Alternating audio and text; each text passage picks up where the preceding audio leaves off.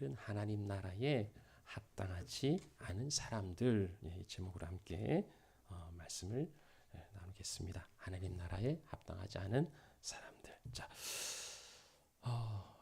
예수님과 관련해서 여러분은 어떤 사람입니까? 예수님 믿으니까 신자라고 할 수 있겠고, 또 세상에서 구별되어서 거룩함을 쫓아가는 성도, 그렇게 말할 수도 있겠습니다. 그런가 하면 제자라는 이름도 있죠. 제자하면 좀 부담스럽게 생각하실 수 있을지 모르겠는데요. 뭔가 좀 잘 믿는 사람. 근데 제자의 뜻은요, 선생에게서 배우는 사람. 이게 이제 제자입니다. 요즘 뭐 제자라는 말보다는 이제 학생이라는 말을 주로 쓰는 것 같아요. 제자와 학생은 좀 어감이 조금 다르죠. 학생은 이제 배우는 사람, 그러니까 그 배움 자체에 좀 더 무게가 있고, 제자라면은 스승과의 좀 관계에 더 무게를 두는 것 같아요. 이 학생은 그러니까 잘 배워서 자기가 원하는 목적을 달성하는 사람, 뭐 대학을 가거나 취직을 하거나 이런 게 이제 학생이고요. 제자는 스승과의 인격적 관계를 통하여서 스승을 닮아가는 사람, 이게 이제 제자입니다. 자, 그러면은요, 여러분은 예수님의 학생이신지 아니면 제자인지 한번 좀 스스로 돌아볼 수 있으면 좋겠습니다. 근데 이제 오늘 이 말씀 하는 건 아니고요. 예수님 우리에게 요구하시는 게 성도가 되고 아니면 신자가 되고 이제 제자가 되는 그게 아니고요. 그것도 맞지만 거기에서 머물러서는 안 되고, 예수님이 우리에게 요구하시는 게 있어요. 예수님이 제자들을 부르실 때에 뭐라 말씀하십니까? 나를 따라오라, 나를 따르라 하는 겁니다. 예. 그러니까 신자나 아니면 성도나 어떤 그 제자의 그 정체성을 가지는 데 머물러서는 안 되고, 거기에 머물러서는 안 되고 예수를 따라가야 한다는 거예요. 따라간다는 뭡니까? 따라가는 건 내가 앞서가는 거 아니에요. 내 마음대로 내가 하고 싶은 대로 뭐 쉬고 놀고 이런 거 아닙니다. 따라가는 건 앞에 가신 분이 가면 그대로 행동하는 거예요. 놓치지 않고 쫓아가는 거예요. 그래서 베드로는요, 이것을 발자취를 따라가는 것으로 그렇게 가르쳐 주고 있습니다. 아무튼 뭐 제 아무리 많은 가르침을 얻고 깨달음을 얻었다 할지라도 그 제자리 있으면 아무 일도 일어나지 않아요. 예수를 따라가야 마침내 하나님의 나라에서 영광과 축복을 누릴 수 있을 겁니다. 그래서 뭐 제자가 성도가 뭐 신도가 되었든지 간에 어쨌든 우리가 좀 액티브한 따라가는 그런 그 하나님의 자녀들이시면 좋겠다 싶어요. 자, 오늘 우리가 읽은 그 본문 말씀에는 예수를 따르겠다고 아니면 예수님을 따르라고 말씀하신 사람들이 나옵니다. 참 대단한 사람들이죠. 예.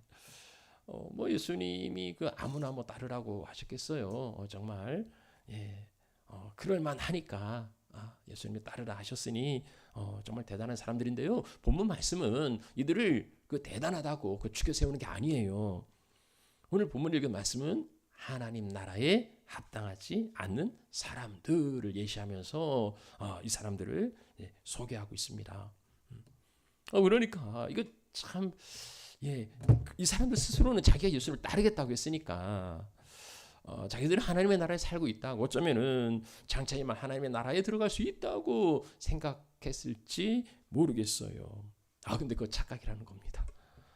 그건 착각이고 너희들은 하나님의 나라에 합당하지 않다고 말씀하시는 거예요. 이건 참 엄청난 반전이고 충격 아닙니까? 내가 예수를 따르겠다고 말한 사람들인데 그 나라에 합당치 않다면 이건 정말 곤란한 이야기가 아닙니까? 오늘 이 말씀을 우리가 엄중히 신중하게 들어야 할 이유가 있는 겁니다. 오늘 보면은요, 예수님을 따라가는 사람들이 범하기 쉬운 세 가지, 그것을 착각, 핑계, 미련. 자, 이렇게 정했습니다. 자, 이 세 가지를 말씀하시는데요. 예, 우리 사랑하시는 하나님 가족, 우리 식구들, 오늘 말씀을 반면교사로 삼아서 우리 모두가 하나님 나라에 합당한 자녀들이 되시면 좋겠습니다. 그래서 오늘 이 세 가지, 뭐라 말씀했나요? 착각, 핑계, 미련입니다. 이 세 가지를 잘 기억하시면 좋겠습니다. 자, 첫 번째로 착각하는 사람들, 곧 자원에서 예수를 따르겠다고 하는 사람이 나옵니다. 자, 57절 말씀을 보시면은요, 어떤 사람이 어디로 가시든지 저는 쫓으리이다. 어딜 가든지 따라가겠다. 이건 쉬운 이야기가 아닙니다. 그래서 이 말이 정말 진심이라면 이건 엄청난 고백인 거예요. 누가는 이 사람이 그 서기관이라고 어떤 사람이라고 말했지만 마태는 평행 구절에 보면 마태는 한 서기관이라고 이렇게 밝혀주고 있어요. 서기관 누굽니까? 지식인이고 유대 종교의 지도자들이며 그리고 많은 사람들이 따르는 백성들의 선생이고 많은 사람들이 따라가는 사람이에요. 근데 그가 예수를 따르겠다고 지금 말하고 있는 겁니다. 왜 그랬을까요? 그 이유가 무엇이었을까요? 이 선생으로서 예수는요, 매력 있는 분이었습니다. 자기들이 가르치는 거하고는 차원이 다른 거예요. 그러니까 백성들이 엄청 열광하는 겁니다. 그 해박한 지식과 설득력 있는 가르침, 그래서 그 주변에는 늘 사람들이 끊이지 않았고요. 예수가 누리는 인기와 그 존경은 이 서기관에게 그 부러움의 대상이었습니다. 그래서 예수에게서 배우면 자기를 업그레이드하면 자기의 앞날이 탄탄대로가 될 거라 생각한 거지요. 그러니까 예수의 그 가는 길이 축복의 길이고 형통과 성공의 길로 생각한 겁니다. 정말 그럴까요?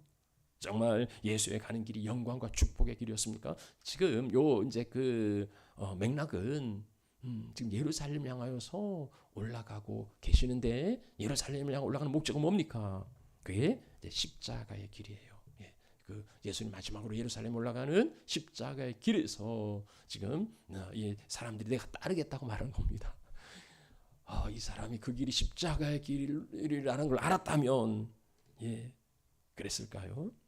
이 서기관은 주님을 따르면서 주님께 한 수 배워서 멋진 선생이 되기를 원했지만, 그래서 선생이 어딜 가든지 저를 따르겠다고 이야기했지만 예수의 가는 길이 가시밭길이라는 것을 모르고 있었던 거예요. 그가 생각한 어디든지는 가시밭길은 아니에요. 꽃길이었지요. 자기는 꽃길만 걷겠다는 거였어요. 서기관의 생각을 간파한 예수님께서는요, 뭐라 말씀합니까? 여우도 굴이 있고 저 공중의 새도 집에 있는데 인자는 머리 둘 곳이 없도다.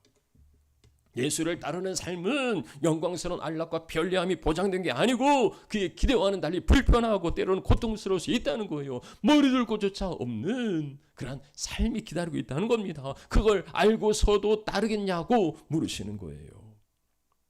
이런 고단한 하루를 끝내고 머리 둘 곳조차 없는 노숙해야 한다면 여러분 그래도 예수를 따르겠습니까? 그래도 주님과 함께 하시겠습니까? 그 번영신학이 복음을 심각하게 왜곡한 구원은요, 예수 믿고 복받자 하는 겁니다. 여러분 왜 예수 믿습니까? 구원받기 위해서지요. 예수 믿어 구원. 그러나 그 구원을 모든 사람들이 열망하는 현세의 축복으로 둔갑시켰습니다. 예수가 복받을 수달이라면 그 못 믿을 이유 하나도 없지요. 예수 믿어 복받는다는데 왜 못 믿습니까? 그러니 정말 놀라운 성장을 일궈냈습니다. 세계 최대의 교회, 레이크우드의 그 조엘 오스틴 그분 아닙니까? 예수가 그랬던 십자가의 길이 축복의 길이라는 것은 틀림이 없습니다. 그건 맞아요. 그러나 그 축복은 사람들이 생각하고 기대하는 그 축복과는 달라요. 복음은 역설적인 축복을 말합니다. 죽어야 사는 거예요. 희생을 통하여 누리는 영광이지 이 과정이 떼고 그저 그냥 축복만 던져주는 그거 아니란 말입니다. 번영 신학이라는 게 뭐예요? 이 과정을 다 생략한 거죠. 그런 거 없다고. 예수 믿으면은 당장에 축복과 번영과 성공이라고 유혹하는 겁니다. 복음을 그냥 값싸게 팔아 넘기는 거예요. 모든 사람들이 다 예수 믿는다고 축복받고 형통하고 성공합니까? 그럴 리 없어요. 그럴 리 없어요. 물론 예수 믿는다고 다 고생길 그것만도 아닙니다. 그래서 너무 비관적으로 생각할 건 아니에요. 예수 믿어도 우리 걸어갈 인생의 길에는 꽃길도 있고 가시밭길도 있습니다. 예수 믿는다고 가시밭길이 면제되는 거 아니고 예수 믿는다고 그 가시밭길이 포장해서 콘크리트 도로를 만드는 것도 아니란 말이지요. 그러나 그 가시밭길을 걸을 수밖에 없지만 그 길에 주님이 함께 하시니까, 주님이 함께 동행하시니까 좁은 길을 걸어도 밤낮 기뻐할 수 있는 순례자의 그 은혜가 있는 겁니다. 그래서 꽃길이든 가시밭길이든 아무 문제 되지 않아요. 부유하든 가난하든 아무 문제 되지 않아요. 어디로 인도하든지 간에 따를 수 있는 겁니다. 동고동락이라는 말이 있지요. 동고동락, 고난도 함께 그리고 즐거움도 함께. 동고동락이에요. 지체라면, 가족이라면 정말 고난도 기쁨도 함께 하지 않겠습니까? 주님과 함께 영광을 누리려면 주님과 함께 고난도 받아야 하는 겁니다. 이게 달면 삼키고 쓰면 뱉는다. 그게 자연스러운 겁니까? 당연한 겁니까? 우리는 그런 사람을 기회주의자라 합니다. 욥이 고난 받을 때에 그의 아내가 참 심한 이야기를 하죠. 그래도 당신 온전함을 지키냐고 하나님을 욕하고 죽으라고. 이건 이제 그 문자적으로 받아들여야 될지 아니면 역설적으로 받아들여야 될지 그거 좀 해석의 문제는 다르지만, 근데 누구라도 저렇게 말할 수 있지 않겠어요? 자녀들이 죽고 재산이 다 날아가는 그 극심한 고난 가운데서도 순전하게 믿음을 지켰는데 이제는 이제 건강에까지 위험이 오는 거예요. 하나님을 잘 믿었는데 이 재앙이라니 이게 말이 되는 이야기입니까? 보통 사람의 수준에서는 저렇게 말할 수도 있겠죠. 자, 그런데 욥이 뭐라 이야기합니까? 우리가 하나님께 복을 받았는데 화도 받지 아니하겠느냐. 욥의 고백은요, 복이든 화든 하나님이 주시는 거라면, 하나님 주시는 거면 감사함으로 받겠다는 거예요. 하나님이 결코 나쁜 걸 주실 리가 없단 말이죠. 악한 걸 주실 리가 없단 말이지요. 그 보이는 게 고난이 날지라도, 재앙처럼 보인다 할지라도 하나님이 주시는 거면은 기쁨으로 받아들이겠다는 겁니다. 하나님 때로 우리를 고난으로 연단하시고 역경으로 정결하게 하십니다. 그걸 다 이해할 수는 없어요. 왜 그렇게 하나님이 걸어가시는지, 하나님이 왜 그렇게 고난과 역경을 주시는지 우리의 생각으로는 다 이해할 수 없지만 분명한 건 하나님이 목적을 갖고 계시고요, 그리고 언젠가는 그 끝이 영광스러운 결말이 있다는 겁니다. 주님이 함께 하신다는 거죠. 그래서 어디로 인도하든지, 십자가의 길을 할지라도, 역경과 고난의 자리를 할지라도 우리는 주님을 따라갈 수 있는 겁니다. 그러니 여러분, 자본주의 체제 속에 살아가는 사람들이 저절로 작동하는 게 뭡니까? 계산기지요. 이게 나한테 유익인지 손해가 되는지 아주 자동적으로 계산이 나옵니다. 유리한지 불리한지 모든 일에 계산이 나오는데 그런 걸로 살지 말고 그렇게 살아서 좀 더 이익을 누리고 좀 더 편하게 살 수 있겠죠.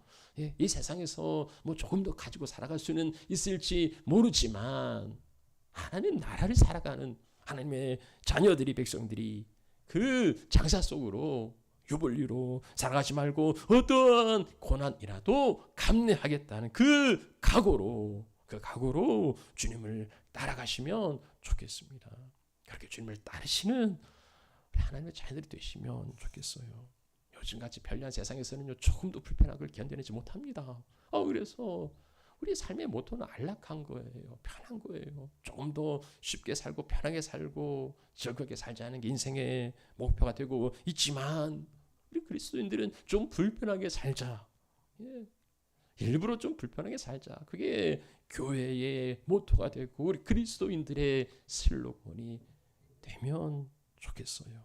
그래서 어린 양 대신 예수 그리스도, 그가 어디로 인도하든지 그렇게 따라가는 순결한 그리스도의 신부가 되시기를 주 이름으로 축원합니다. 축복합니다. 자, 첫 번째 기억하시건 뭐였습니까? 착각이에요. 예수를 따르는 길은 그거 아니에요. 그거 아니고요. 정말 십자가의 길을 넘어선 영광입니다. 자, 두 번째는요, 핑계예요. 핑계. 이 사람은 예수님이 나를 따르라 하고 이제 부름받은 사람인데요. 또 다른 사람이 나를 쫓으라 그렇게 예수님 말씀하셨습니다. 마태복음을 보면은 이 사람은 제자 중에 한 사람이라고. 그러니 예수님을 쫓아 따라다니던 이제 그런 사람이었습니다. 뭐 정말 예수님 보시기에도 따를 만한 이런 사람으로 이제 보여졌겠지요. 많은 사람들이 있습니다. 근데 그 사람 지명해서 너는 나를 따르라. 얼마나 영광스러운 일입니까? 예. 어느 이 사람이요, 이야기합니다. 예스가 아니라 주여, 내가 먼저 가서 먼저 할 일이 있습니다. 내 아버지를 장사하는 겁니다. 예. 내 아버지를 장사하게 되라고 허락을 요청합니다. 여러분, 유대인들에게는 여기 장례는 너무나 중요한 예식이에요. 그래서 모든 일에 우선순위가 있습니다. 유대인들 뿐입니까? 오늘 우리 사회도 장례식이 있다면 모든 게 다 허용이 되잖아요. 직장이든 학교든 군대든 장례식 있으면 다 휴가 보내주고 다 합니다. 너무 당연한 일이에요. 이거 허락을 구할 것도 없어요. 우리 예수님도 당연히 허락하셨을 겁니다. 근데 예수님의 대답은 너무나 의외예요. 뭐라 말씀합니까? 죽은 자들로 자기의 죽은 자들을 장사하게 하고 너는 가서 하나님의 나라를 전파하라. 예수님과 뭡니까? 예수님 노우 같죠. 그 죽은 자들은 죽은 자들로 장사하게 하고 너는 하나님의 나라를 전파하라 하는 거. 이게 아버지 장례식도 안 된다는 겁니까? 아버지가 돌아가셔도 그런 거 개의치 말고 너는 하나님 나라를 전파하라 이런 겁니까? 이건 폐륜이에요. 이런 있을 수 없는 일이에요. 정말 기독교가 이런 종교라면 이건 정말 믿어서는 안 되는 겁니다. 자, 그런데 우리가 한번 생각해 볼 일이 있지요. 아버지가 돌아가셨는데 장례식을 치러야 하는데 왜 이 사람은 도대체 여기 있는 겁니까? 이 사람이 여기 있어서는 안 되죠. 장례식을 아버지가 돌아가셨으면 거기 있어야지. 예수님 아니라 누가 오더라도 여기 있을 수는 없는 겁니다. 그러니까 지금 아버지가 돌아가신 게 아닌 거죠. 지금 장례식을 치를 게 아닌 겁니다. 그러면 지금 이제 그 제자의 아버지가 지금 유독에서 곧 임종을 장례를 치러야 하는 그런 시급함이 있습니까? 그러면 임종을 지켜야죠. 자식들이 당연히 그 임종의 자리를 지켜야지. 왜 여기 나와 있는 겁니까? 그것도 아닌 거예요. 그러한 또 긴박한 상황이면 예수님이 안 돼라고 하실 리가 없지요. 누구라도 그런 상황이 있으면 안 된다고 말할 수는 없는 겁니다. 그러니 이 제자는 지금 그런 상황이 아닌 거예요. 그럼 무슨 이야기를 하는 겁니까? 지금 장례를 치르겠다는 게 아니고 내 아버지가 계십니다. 내 아버지가 돌아가실 때까지 기다렸다가 아버지 돌아가시면 장례를 치르고 나서 그리고 주님을 따르겠습니다 하는 거죠. 그러면 언제 아버지가 돌아갑니까? 아무도 몰라요. 아무도 모릅니다. 그러니까 그냥 기약 없이 기다리는 거지요. 이걸 우리는 뭐라 말합니까? 핑계라고 말해요. 그건 핑계입니다. 아버지를 장례 치르겠다고 장례라는 건 모든 사람들에게 다 통하는 이야기예요. 그렇게 말하지만 이 사람은 본심이 거기는 아니고 그냥 핑계 대는 거예요. 자, 여러분들이 주님께 요청을 받을 때에 아니면 주님의 일을 요청 받을 때에 여러분 어떻게 대답하십니까? 예스, 아멘 하십니까? 뭐 이런 분들은 거의 없습니다. 마음에 그런 생각이 들더라도 한 번쯤은 이제 사양하는 게 미덕이고 너무나 또 그냥 쉽게 하겠다고 하면 몸값이 오르지 않으니까 한 번쯤은 하고 이제 하죠. 그래서 대부분은 뭐 생각해 보겠다. 우리 교회 안에서 기독교적으로 말하면 기도해 보겠다. 뭐 이렇게 대답들 하죠. 근데 이미 계산은 다 나와 있습니다. 정말로 이걸 막 기도해서 하나님 이거 어떻게 할까요? 내가 하고 싶은데 여러 가지 안 되는 여건들이 있어요. 이거 어떻게 하면 될까요? 막 이렇게 기도하는 게 아니고 그냥 나름 머리 굴려서 득과실을 따져보는 거예요. 그리고 그 계산은 뭐 금방 나옵니다. 그래서 이익이 되는 거라면 만사제치고 뭐 무슨 사정이 무슨 일이 있어도 하려고 할 것이고 손해가 된다면 안 하겠죠. 근데 노 하기는 또 그게 뭐 또 그렇지 않습니까? 그러니까 이제 핑계거리를 찾아요. 뭐 핑계거리 얼마지 널려 있어요.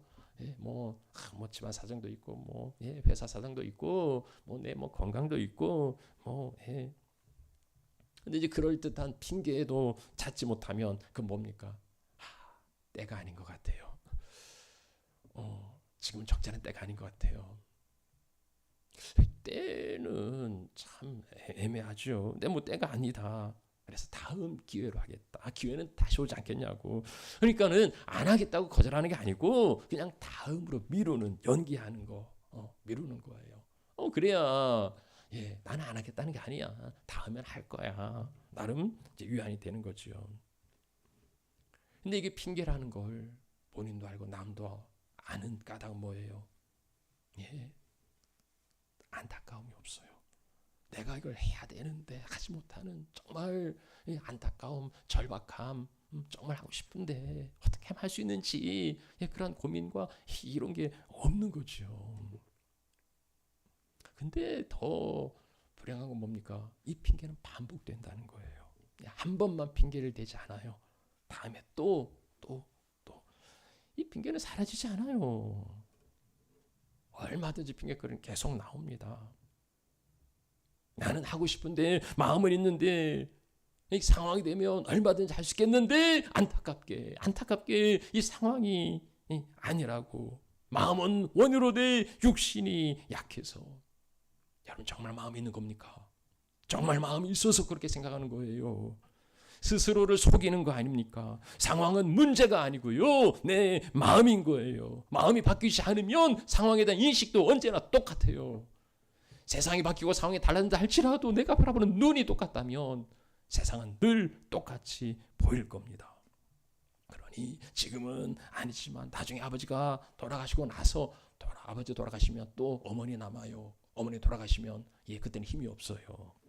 그 합리화에 속아서는 안 돼요. 그걸 우리는 이제 옛날 그 지혜로운 사람들은 내일 막이라고 그랬는데 다 하라고. 근데 오늘 말고 오늘은 준비하고 내일부터 다이어트도 내일부터, 운동도 내일부터, 공부도 내일부터. 사람들 그 자리에 있는 거예요. 나중에 기회는 내가 만드는 게 아니고 하나님의 영역입니다. 상황도 내가 만드는 거 아니고 하나님이 만들어 가시는 거예요. 그럼 내가 만들 수 있는 건 뭡니까? 내 마음이에요. 내 생각이에요. 그렇다면 그 마음을 지켜야지. 그 상황으로 핑계대어서는 안 되는 겁니다. 자, 그래서 예수님은 그에게 이렇게 말씀하세요. 죽은 자들로 죽은 자를 장사하게 하고 너는 하나님의 나라를 전파하라. 이게 무슨 의미입니까? 이게 참 죽은 자들로 죽은 자를 장사하라. 그리고 너는 하나님의 나라를 전파하라. 좀 난해한 이야기이긴 한데 그냥 영적으로 육적으로 이렇게 따져보면 좀 이해가 좀 쉬울 겁니다. 그러니까 너에게 맡겨진 일은 누구나 다 할 수 있는 그 죽은 자를 장사하는 거 이거 아니고 오히려 죽은 자를 살려내는 하나님 나라를 전파하는 거라는 거예요. 그러니까는 죽은 자를 장사 지내는 게 하찮은 일이고 쓸데없는 일이라는 게 아닙니다. 그것도 중요하죠. 예, 죽은 자를 장사 지내는 것도 중요하다면, 그게 중요하다면 하물며 죽은 자를 살려내는 일은 얼마나 더 중요하겠느냐는 거예요. 죽은 자를 장사 지낸 일에 매여서 죽은 자를 살려내는 이 사명을 감당하지 못한다면 그 귀중한 시간과 기회를 허비하는 거 아닙니까? 네. 세상 사람들은 그 죽은 자를 장사 지내는 게 중요하다고 생각을 해요. 맞아요. 하찮은 거 아닙니다. 그러나 우리가 더 중요하게 생각하는 거, 세상 사람들이 바라보지 못하는 그 영역은 뭡니까? 죽은 자를 살려내는 거예요. 예, 죽은 자를 죽은 대로 그냥 장사 지내는 것도 귀중한 일이지만 이 죽은 자를 살려내는 것이야말로 얼마나 더 소중하고 귀중한 일이냐는 거지요. 그래서 이것을 믿는 사람들에게는요, 하나님의 나라를 전파하라는 사명을 주십니다. 부모 장례식과 하나님 나라의 전파, 이건 양자택일의 문제가 아닙니다. 뭐가 더 뭐 중요하고 뭐가 더 귀한, 그런 양자택일이 아니고 정말 중요한 가치가 어디 있느냐는 거예요. 우선순위에 관한 문제지요. 우리도 부모 공양해야 됩니다. 부모 잘 섬겨야 되고 장례식 잘 치러야 해요. 우리가 세상에서도 감당할 일이 있습니다. 세상에서 성실하게 살아가야 되지요. 그러나 그것에 앞서서 더 중요한 가치, 더 중요한 우선순위, 우리가 늘 힘써야 할 것, 그건 하나님 나라를 전파하는 겁니다. 여러분요, 정말 우리가 붙들고 살아가는 게 정말 중요한 가치가 뭡니까? 앞으로 있을 아버지 그 장례식을 준비하느라고 내가 지금 감당할, 나에게 맡겨진 이 소중한 가치, 하나님 나라를 전하고 살아낸 이 일을 소리하고 외면한다면 그건 너무 안타까운 일이지요. 그게 핑계가 되어서는 안 되고 우리의 본질적인 사명보다 더 중요한 것이 되어서는 안 됩니다. 그래서 주님의 부르심에 다음을 기약하는 핑계가 아니라 지금 하나님 응답하시는 하나님의 귀한 자녀들이 되시기를 축원합니다. 축복합니다. 자, 세 번째 키워드는 뭡니까? 미련. 세 번째 키워드는 미련이에요. 자, 또 다른 사람 등장합니다. 이 사람도 자기가 주님을 따르겠다고 이야기하는데요. 그런데 조건이 있어요. 주여, 내가 주를 쫓겠습니다마는 먼저 나로 가서 먼저 내 가족을 작별하게 허락하소서. 우리는 이 사람 요청을 들으면서 아니 왜 이런 게 왜 필요한가? 아무렴 주님이 너 지금 당장 뭐 집에 갈 것도 없어, 뭐 집에 가서 인사할 것도 없고, 지금 이 시간으로 당장 나를 쫓아와, 뭐 이러시겠습니까? 그럴 리 없잖아요. 아니 뭐 당연한 이야기인데 그냥 주님을 그 쫓을 마음이 있으면 엘리사도 똑같은 이야기를 해요. 내가 가서 가족과 작별 인사를 하고 오겠습니다. 잠시 기다려 주십시오. 뭐 이러면 될 건데, 이 사람은 내가 주님을 따르겠습니다마는 먼저 내 가족을 작별하게 허락해 달라고 이렇게 말하는 이유는 뭘까요? 이렇게 말하는 까닭은 뭘까요? 글쎄요, 글자에 나와 있지 않으니까 모르겠는데 어떤 그 뉘앙스나 그 행간을 살펴보면 어떤 그 여지를 남겨두려는 것 같아요. 어떤 여지입니까? 안 된다는 여지를, 나중에 어떤 내가 주님을 따를 수 없습니다 하는 그걸 남겨두려는 거. 가족들이 만류하네요. 가족들이 붙들어서 이 사람에게 왜 이런 여지를 남겨둡니까? 미련이 남아있는 거예요. 아직 포기하지 못한 미련이 남아 있습니다. 그래서 주저하고 있는 거예요. 망설이고 있는 거예요. 주저하고 망설인 이 사람을 향하여서 예수님이 무슨 말씀하십니까? 손에 쟁기를 잡고 뒤를 돌아보는 자는 하나님의 나라에 합당치 않다. 이 사람뿐입니까? 앞서 착각한 사람, 핑계대는 사람, 똑같이 여기 하나님 나라에 합당치 않다는 것에 이제 걸리는 거지요. 주님을 따르고 싶긴 한데 그렇다고 전적으로 모든 것을 포기하고 따르기에는 미련이 남아 있어요. 그래서 머뭇거리고 망설이고 있는 겁니다. 주님과 세상을 둘 다 가지고 싶어요. 그런데 주님이 하나를 선택하라고 하니 이걸 잡자니 이게 아깝고 요걸 잡자니 또 이게 미련이 남아 있는 겁니다. 뭐 이걸 뭐라고 그래요? 딜레마. 이러지도 저러지도 못하는 겁니다. 세상에서 살아야 되겠고 그렇다고 구원을 놓칠 수는 없고 구원을 놓치자니 세상의 미련이 남아 있어요. 많은 사람들은 한 발은 이쪽 한 발은 저쪽. 그래서 믿음을 보험처럼 생각합니다. 나중에 어떻게라도 천국에 갈 수 있겠지 싶은 거죠. 주님은 그에게 이렇게 이야기합니다. 쟁기를 손에 잡았다면, 곧 일꾼으로 하나님의 부르심을 받았다면 이제는 그 일을 감당해야 된다는 거예요. 여러분, 쟁기를 잡고 뒤를 돌아보면 어떻게 됩니까?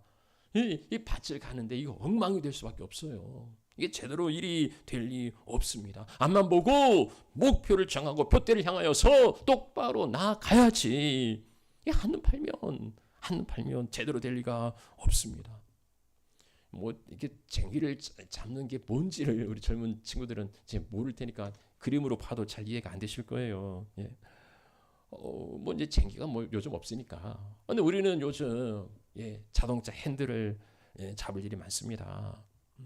여러분, 자동차 핸들을 잡은 사람은 전방주시 그리고 사이드 미러 정도 바라보는 거지. 아무리 아름다운 풍경이 펼쳐진다 하더라도요, 한눈 팔면 안 돼요. 견누질하면 안 돼요. 뒷사람하고 고개 돌려서 이야기하면 안 돼요. 대화의 기본은 뭡니까? 아이 컨택이죠. 그래서 뒷사람하고 이야기한다고 뒤돌려서 아이 컨택하고 그렇게 이야기한다면 사고 나요. 그건 정말 아주 위험한 일입니다. 핸들 잡았으면 똑바로 가셔야 돼요. 오늘날 우리가 얼마나 많은 유혹이 있는지 모릅니다. 세상이 화려하고 달콤하고요. 그래서 와서 즐기라고 한눈 팔게 하고 견눈질하게 하고 그리고 뒤돌아보게 만듭니다. 사람들이 왜 뒤를 돌아봅니까? 왜곡이에요. 과거는 언제나 아름답죠. 추억은 언제나 달콤합니다. 그것은 내 고통스러운 현실에 대한 도피 회피예요. 광야 이스라엘 백성들이 애굽을 동경해요. 세상에 노예로 그렇게 학대받던 그 시절을 그리워하는 겁니다. 그게 도대체 어찌된 일입니까? 지금 현실에 대한 불만족. 그래서 과거는 늘 아름답고 추억은 소중한 거예요. 소돔을 탈출한 롯의 가정이 어떻습니까?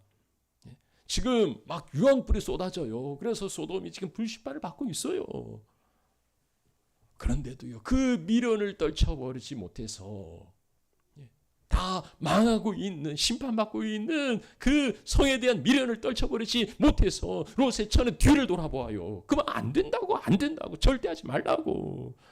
그런데도요 뒤를 돌아봅니다. 롯의 그 딸들과 롯이 그 소돔의 그 문화를 완전히 떨쳐버리지를 못해요. 그래서 이 롯의 딸들이 그 아비에게 그 술을 먹이고 그 부끄러운 짓을 행하지 않습니까?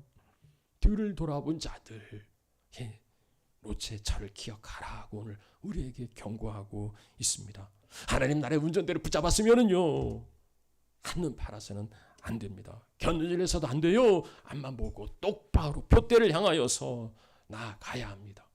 엘리사 부름 받을 때에 그는 이제 이렇게 12결이, 그러니까 12번째 쌍 그걸로 이제 그 밭을 갈고 있었는데 엘리야가 엘리사에게 겉옷을 던져서 그를 이제 부릅니다. 그러자 부름을 받은 엘리사가 이야기해요. 청하건대 내가 내 부모와 입맞추게 작별하게 해달라는 겁니다. 그리고서 집에 가서 안 돌아왔냐? 아니죠. 그러지 않아요. 엘리사는요, 돌아가서 어떻게 합니까? 소를 잡아서 잔치를 벌입니다. 그리고 그 소의 기구를 불살라 버립니다. 우리가 흔히 하는 이야기로 돌아갈 배를 불사른 거예요.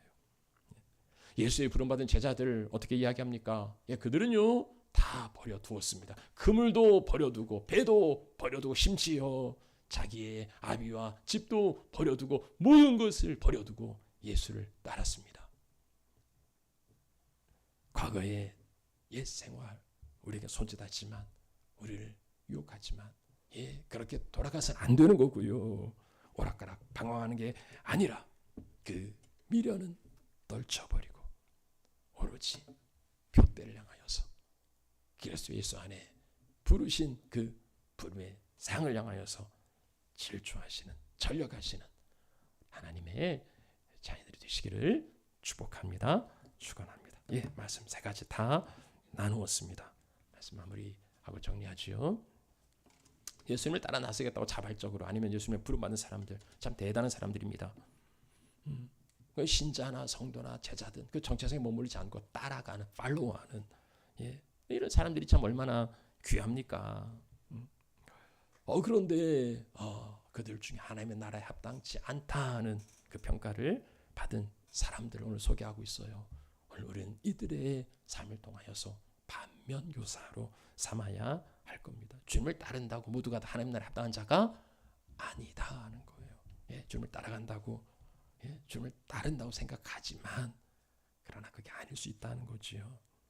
첫 번째 사람 서기관 그는요 예수의 길을 꽃길로 생각합니다. 착각합니다. 그가 하나님 나라에 합당치 않다는 거예요. 오늘날도 그 번영신학 예수를 따르는 길이 번영과 성공과 형통이라고 그렇게 착각하는 사람들이 많이 있습니다. 그거 아니에요. 동고동락. 주님과 영광을 누리려면 주님과 고난도 함께 받아야 합니다. 주님과 함께라면 그 고난의 자리도 능히 기쁨으로 감당할 수 있을 겁니다. 두 번째 다른 제자는 뭡니까? 부진의 장례를 먼저 치르겠다고 하지만 사실 그것은 핑계였습니다. 우리가 핑계가 없어서 이러고 있습니까? 우리도 핑계 찾으려면 만 가지 핑계를 다 찾을 수 있어요. 그건 다 그럴듯하고 다 합리적일 수 있습니다. 그런데요, 우리 사랑하시는 하나님 여러분, 핑계를 찾으시는 게 아니라 방법을 찾으시면 좋겠습니다. 할 마음만 있으면 방법을 찾고 하기 싫은 자는 핑계를 찾는다는 말이 있는데요. 방법을 찾으시면 뜻이 있는 곳에 길이 있고 주님께서 그에게 길을 내어 주십니다. 그래서 핑계 뻥 차버리시고요. 언제나 길을 찾아가시기를 바라고요. 세 번째 사람 미련이에요. 미련을 떨쳐버리지 못하고 뒤를 돌아봅니다. 운전대를 잡았으면 아무리 볼거리 많아도 한눈 파시면 안 돼요. 그건 자기와 그리고 일행을 불행으로 빠뜨리게 하는 겁니다. 이제 우리가 예수를 믿기로 하셨다면 이제 돌아갈 배는 이제 불살라버리고 표대를 향하여서 올곧게 그렇게 나아가시는 하나님의 자녀들이 되시기를 바랍니다. 그래서요 바라기는 우리 모두가 다 언젠가는 하나님 앞에 설 거 아닙니까? 그러니까 하나님의 나라에 섰을 때에 합격, 합당한 자로 그렇게 인정받으시고요. 우리가 지금도 하나님 나라에서 살아가고 있지 않습니까? 그 하나님 나라에 합당한 하나님을 따라가는 우리 하나님의 귀한 자녀들, 권속들, 우리 하나님의 백성들이 되시기를 우리 주의 이름으로 축원합니다. 축복합니다. 자, 우리 함께 찬송 드리지요.